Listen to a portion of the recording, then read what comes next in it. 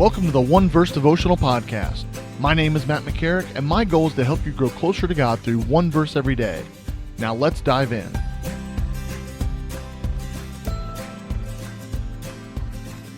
Hello and happy Friday. Glad that you're with me here on the One Verse Devotional Podcast. We are in a psalm today, but I got to tell you, it's a pretty serious one.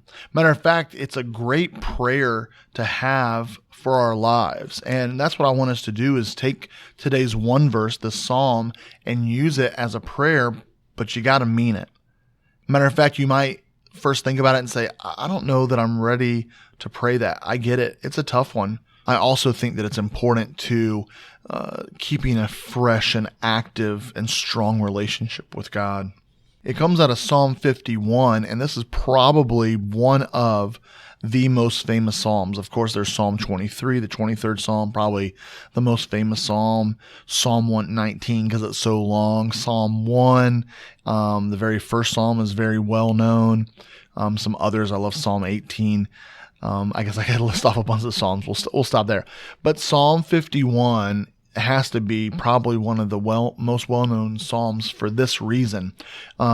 We've said before that there's that information at the top of some psalms that wasn't added later by the publishers, like it is in the New Testament where it says feeding the 5,000 or Jesus walks on water or something. That was added later. That was not a part of the original writings. But in Psalm, when you have that little bit of information, whether it's like, it'll even just say as simply a Psalm of David, or yesterday we talked about Asaph, it'll say a Psalm of Asaph. That was a part of the original writings, and it's important to know sometimes what's going on. Well, Psalm 51 gives us some of the most information of any of the Psalms, and it comes at a very specific time in David's life. And as soon as I read to you when this came in David's life, you're going to understand that this is not going to be a cheerful psalm. This is not going to be a, yay, God's awesome and life is great kind of psalm. Psalm 51 says, for the director of music, a psalm of David. And then here's the context. When the prophet Nathan came to him after David had committed adultery with Bathsheba, he was caught. He had committed adultery with Bathsheba. He sent her husband out to the front of the lines and instructed everyone else to fall back without telling him, so he would be murdered. He would be killed. This was one of the darkest times, probably the darkest time in the life of David. But you got to hand it to the guy.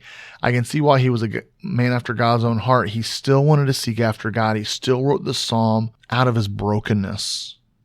And so as David is a broken man and he is getting ready to lose a child, the child that Bathsheba was pregnant with is going to die. Judgment is coming. He's out of relationship with his God that he loves so much.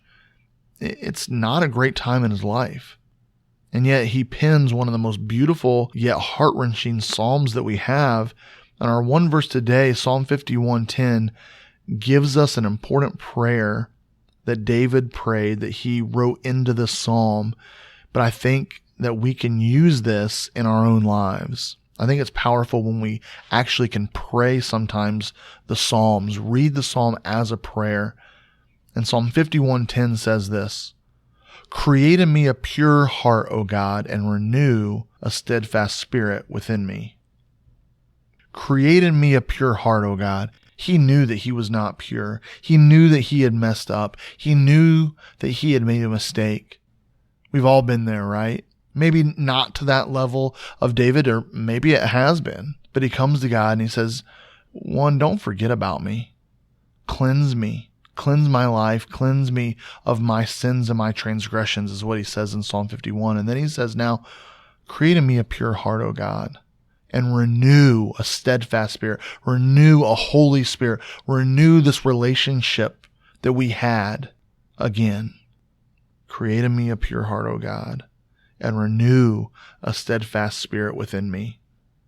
David was broken, and he knew at that point the most important thing in his life was to have a renewed relationship with God. I find hope in this psalm. I find hope that David, when he was at his lowest, didn't shy away from God. And I think that's what we do, right? When we mess up, when we make mistakes, when we sin, when we have regrets, when we have shame or guilt in our life, it's easy to run away, isn't it? To think, okay, well, we got to get this better. We got to fix this. We got to make everything right again, and then we'll come back to God. And David sets a great example. I can't imagine how hard it was to write this psalm. And I don't know who wrote those words, a psalm of David, when the prophet Nathan came to him after David had committed adultery with Bathsheba. And that was a part of the original writing, but I don't know who wrote that. But I assume if David wrote this psalm, there's a really good chance that he wrote that information as well. How difficult would that be? Hey, I'm writing this at my lowest point in life. Hey, when I screwed up everything, when I about lost it all, this is what I had to say to God. I'm going to make it public for everyone to know. And yet I'm glad he did. We find a man here who didn't shy away, didn't run away from God, but he chased back after him and said, God, I need you. I want to have a relationship with you.